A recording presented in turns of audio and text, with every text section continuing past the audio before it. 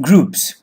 Groups are a great way of organizing your files. When we are rigging, we use groups extensively to organize sets of objects, but we also use them functionally.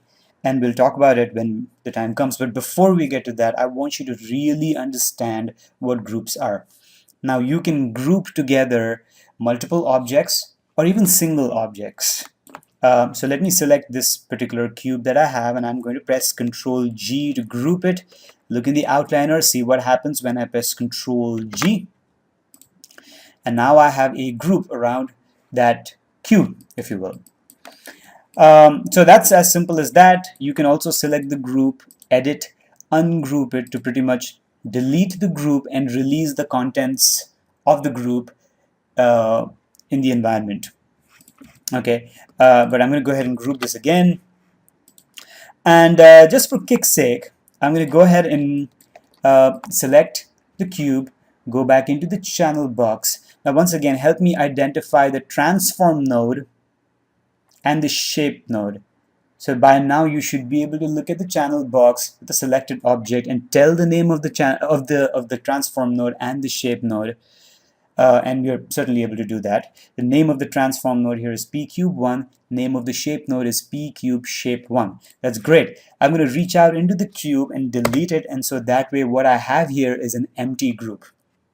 I'm going to go ahead and select that group and look into the channel box again. Help me distinguish the difference between the transform nodes and the shape nodes here if you can.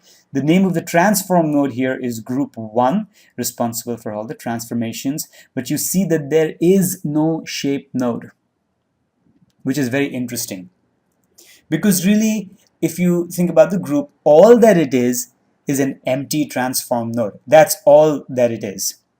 Okay, a group basically is a transform node without a shape node. Okay, that's fantastic. So what have we learned? We've learned that we can actually find shape nodes inside of transform nodes for objects that we create. Okay, you can click on display shapes and you'll be able to see shape nodes plugged inside of this transform node, which is fantastic. We've also realized that we have objects such as groups, which are empty transform nodes with no shape nodes inside of it. Two more things that you should know that we probably won't go over just as yet is that in this particular case, as you can see, that we have one shape node tucked inside of a transform node. We can have multiple shape nodes hosted by a single transform node. You can certainly have a system like that. We will not be exploring that just as yet. Another thing that you should know is that you cannot have an empty shape node floating around in the outliner. Any given shape node has to be associated with a transform node. So you won't have a singular shape node without a transform node. That's simply not possible at all. So that's a simple understanding of groups and how it stands with regards to transform nodes and shape nodes.